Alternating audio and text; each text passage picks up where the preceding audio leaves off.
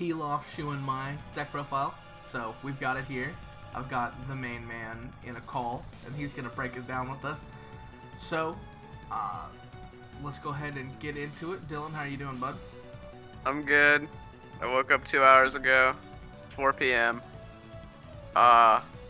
This deck sucks. Absolutely love that. Alright, you heard it from the main man. So we went into this initially. We were gonna stick you on Shenron.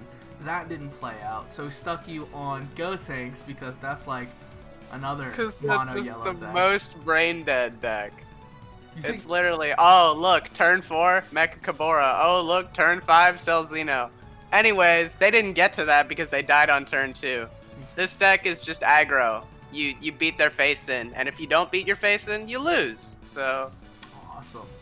It looks to be either one drop or play this for free tribal. So that's gonna be kind of fun. So Pilaf, simple, attack, draw a card, awaken when you've got a certain life total or 3 dudes on the board, and he's an untapped 2 leader. I'm assuming that's like exactly what makes the deck work. If he was like an untap 1 draw 1 or a draw 2 leader, he'd probably be even more ass than he is right now, right? draw 2 would be awful. Untap 1, draw 1 wouldn't be horrible because it would probably unbrick your hands where you brick, because this deck bricks. But untap 2 is probably the best because this is very like high roll. If you go off super hard. If you don't, you're waiting for like 4 turns and then your opponent has energy and you lose. Yeah. It's just everything plays for free. Okay. So we're running the Vegeta Elite Unison. That's the first card. I see that you are not running the free play Yamcha or Wolfang Fist. I'm assuming that's just because they suck and because you kind of don't care if you play the Unison or not.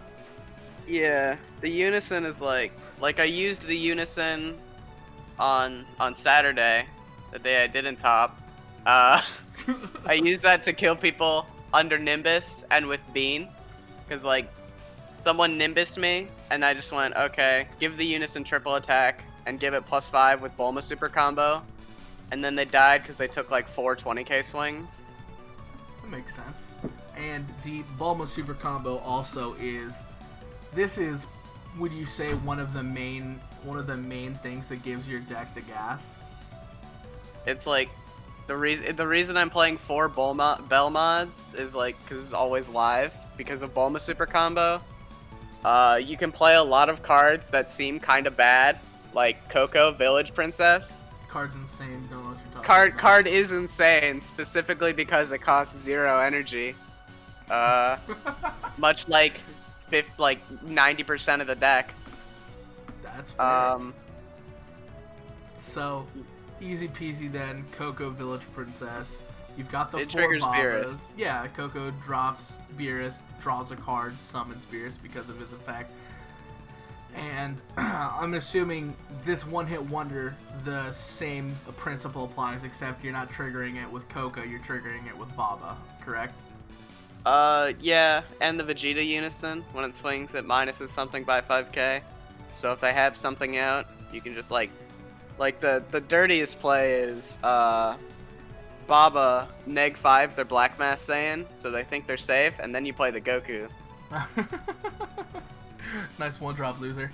And then you draw a card off of it, so that, and I'm assuming Rushing Warrior Pan and Baba fulfill a similar role where it's just it's netting you an extra draw out of your Bulma super combo.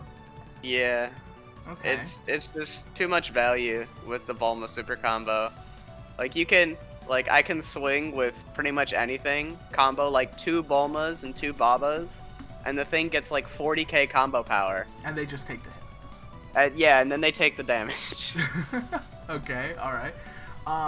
And Saiyan Kaba, Intensifying Power Trunks, I think those are pretty self-explanatory. You want to be putting cheap bodies on the board, you want to be doing damage, and you want to be getting the extra card draw off your life so you don't run out of steam. So I think those are kind of easy to talk about. And we already talked about the 4 Bell mod because it's always live because you're Bulmaing out a million things. So with Belmont existing, how do you go about playing while you have cards like Bardock the Resolute and Mercenary Tau, both of whom are unique? Do you feel like it's 3 and 3 is a solid number, so you always see them at the time that you would have a Belmont, or does it ever get too bricky? Or so I'm playing 3 of all the cards you play once per turn. Like the Bardock Overrealm, the Bardock Free Play, and the Beerus, the Goku, and the Tau. Yep, that makes sense. Because like all of them are like, you can only use this really once per turn, and if you high roll on them, you can use it twice per turn. But like the idea is just like sequencing. Like if I put the Bardock out super early, and then I just see they're not going to use a negate, I can just, if they're at like 3 life, I can ditch the Bardock with Belmont or Leader Effect. And then when they go down to 2, I can play another Bardock. So you can just effectively turn Belmont into a triple striker by pinging him for 1 and then dropping Bardock. And then if you have the negate, you've got it. I'm just going to restand. Yes. Okay, cool. Kind of interesting that both of your black cards are Bardock. Kind of neat how that worked out. Aggro boy. And then, of course, the secret rare, Fearless Pan. That's a 1 of here. Does it feel good? How often do you think you were able to resolve it? Maybe 3 times. It wasn't supposed to be in the deck, but then it was in the deck, so it was actually pretty good.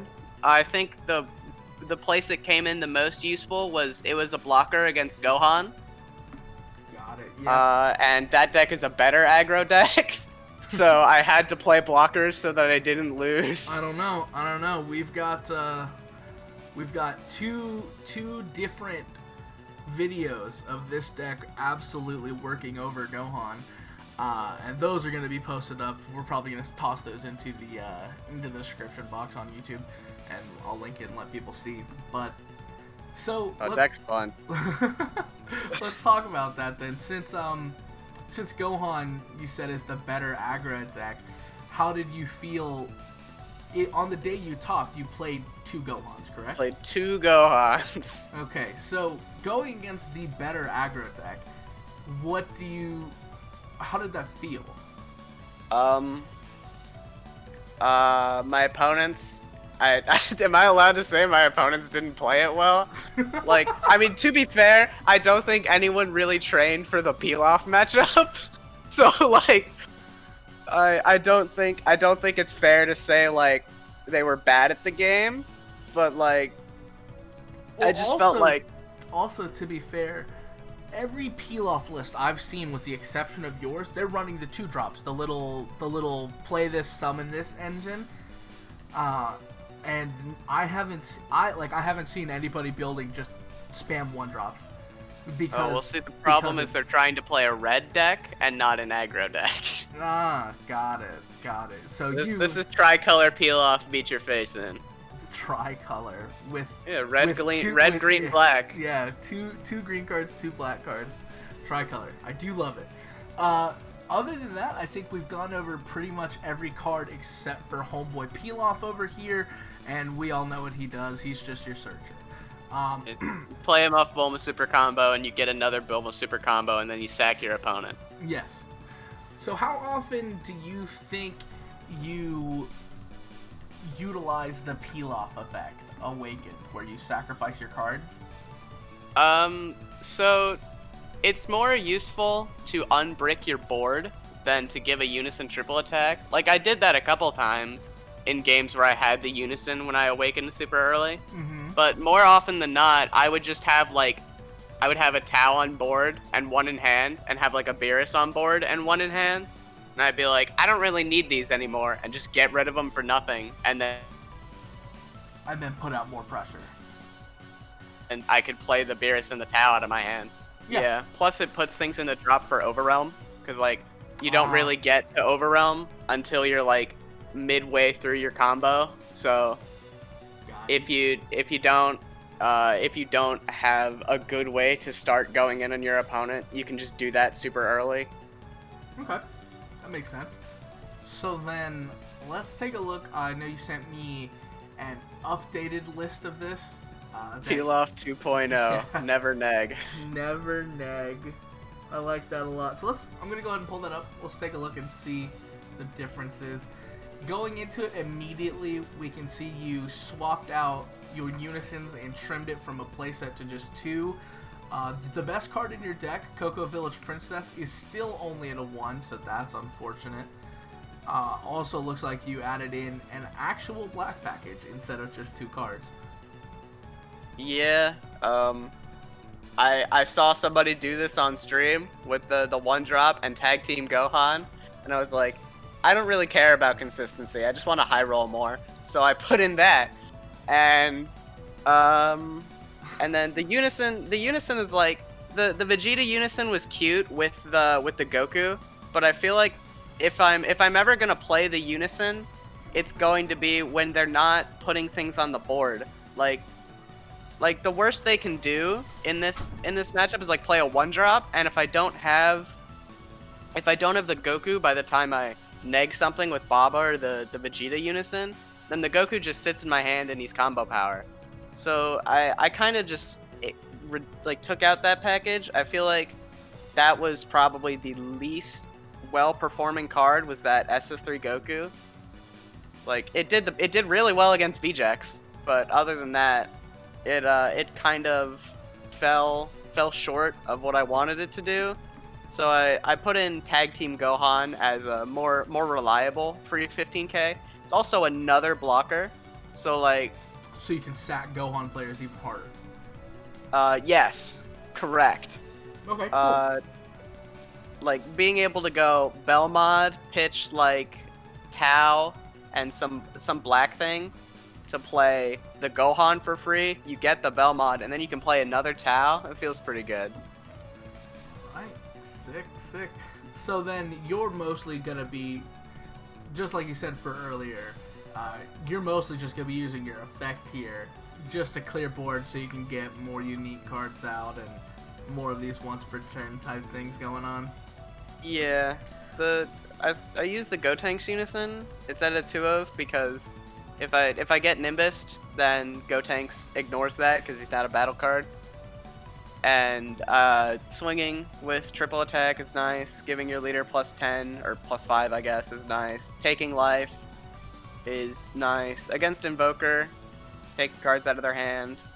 Just a lot of good stuff. That the Vegeta had cool things, but I feel like I was like too tunnel visioned on like all the synergies, and I was more. And now it's more like play good stuff. As much as Tricolor Red can. As much as Red can, correct. So, I also saw pretty repeatedly, you really only ever went to 2 mana or energy, sometimes to 3, and that's just to keep up hand size, and nothing else really costs anything. Yeah, I'm not really doing anything with the energy, so I might as well just not waste the card. Plus, it throws people off when like they have 4 energy if they get that far, and I'm sitting here at 2, like no charge. All right. Have you? So obviously you played this deck a good bit over the course of Gen Con, and you've done testing and updating since then. No negates in either list. Does that feel? No extra cards. No extra cards at all. Yeah. Dude, they don't got combo power. Why? What's the point? Like, what do you mean? Not a meme. I don't. Cease to Exist has 5,000 combo power.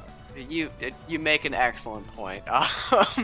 It's why, like, there's no, it's aggro, so I don't want to take the consistency hit.